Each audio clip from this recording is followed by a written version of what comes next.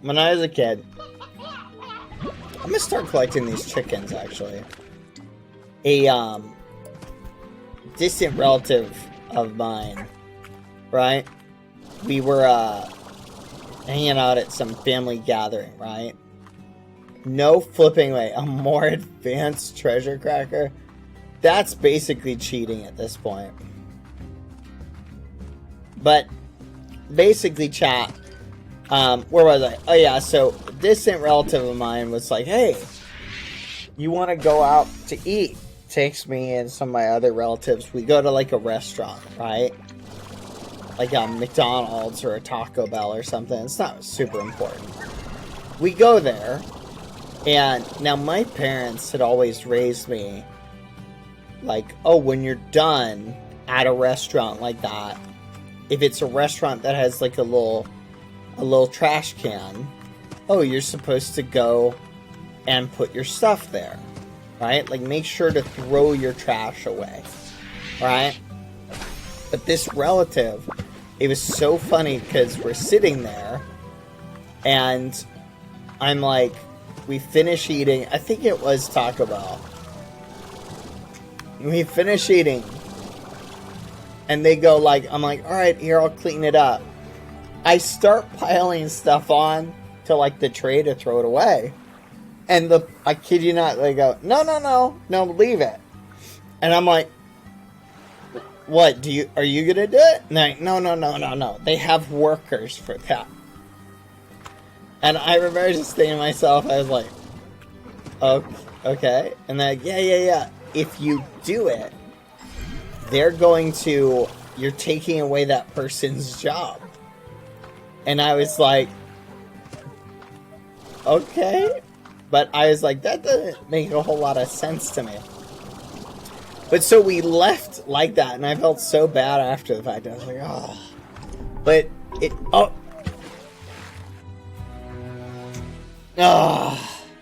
every time, chat. That always gets me. That was my karma for that one event. Anyway. So where was I? But, look, I'm just gonna say that's like crazy, chat. It's such a crazy philosophy. Now, do I think that relative was being lazy? Or do I think they were being, like, genuine? I don't know. That's a good question. I do know people who think like that, chat. Like, really. So, I can only speak for myself, chat. I personally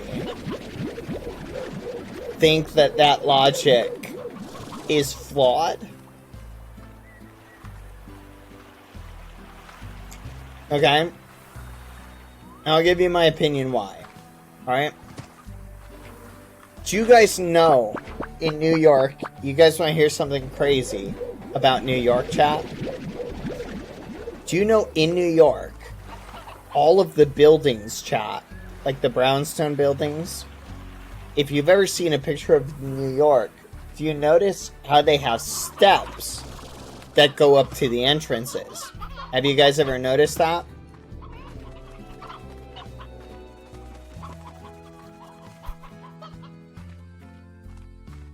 You know what I'm talking about, chat? Yeah. Why are they not on the street level? Why do you go up? Well, there's probably a couple reasons, right? But do you know that in New York, it used to, before cars, the streets were constantly covered in horse manure.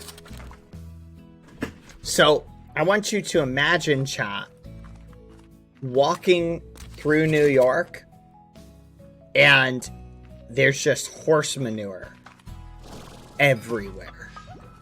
Quack. Like, everywhere. And so when you're building a new construction, if you build that door at ground level, when it rains, where is all that runoff horse manure going to go? It's going to go into the houses. Lucy, come here. So, they figured out, chat, we need to build these buildings up. Come on, Lucy, come on. Watch this. Here. Come on.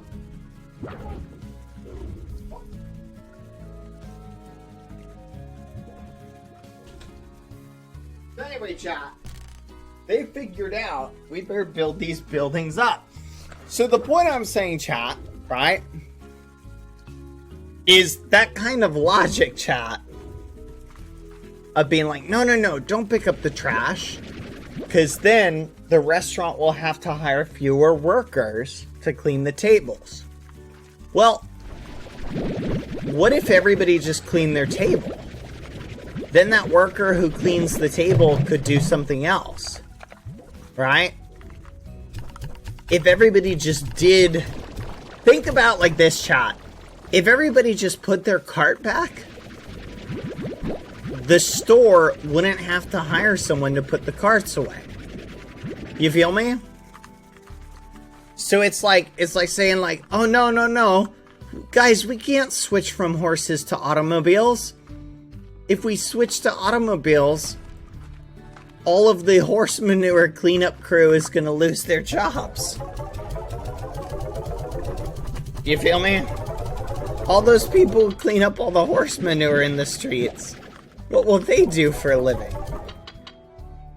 Like, they need jobs too. It's just kind of crazy. I heard something interesting, chat, that put my mind at ease a little bit. About sort of the inevitable rise of AI tech. Right? Think about the invention of the camera, chat.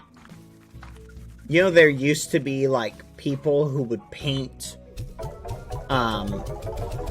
they would paint, like, pictures, right? I know. Okay, I'm gonna describe this. This is gonna blow your guys' mind. They used to have people who they would take they'd take this stuff. It was like a pigment mixed with water or oils and stuff like that. And they would use this brush, which was, it was like a stick with like horsehair or something like tied to it on the end. And they would dip the brush in it and then they would run it across a canvas, right? So they take some canvas, stretch it across like a wood thing, and they would literally do this thing called painting, where they would capture a real life scene and they would try and draw it as accurately as possible, right? So it'd be like a 1-to-1. I know this sounds crazy, but they actually used to do that. They literally would use these colors to recreate what they were looking at IRL. I know, I'm being serious though. I'm not joking. So these people would draw pictures, right?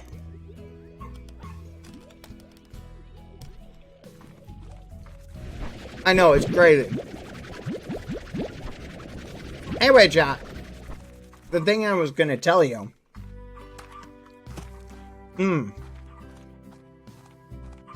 After the invention of the camera, a very famous painter, do you know what he said, chat? After the invention of the camera, he said this. He said, "This will be the death of painting."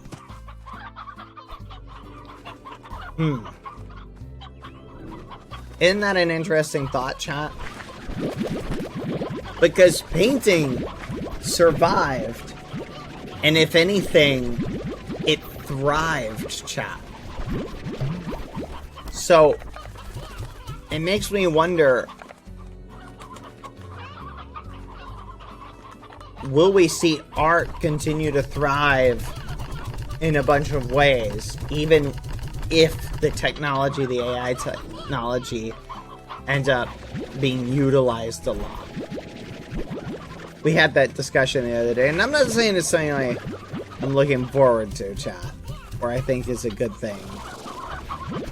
It's very scary and discouraging, but I also am worried about the inevitability, you feel me? I'm just saying, I heard that chat, and it gave me a little bit of hope of the idea of like, oh yeah, when they invented the camera, it's not like painting just went away overnight, you feel me? So, maybe that'll give you guys a little bit of hope. For anyone going into a particular field that's a little bit stressed.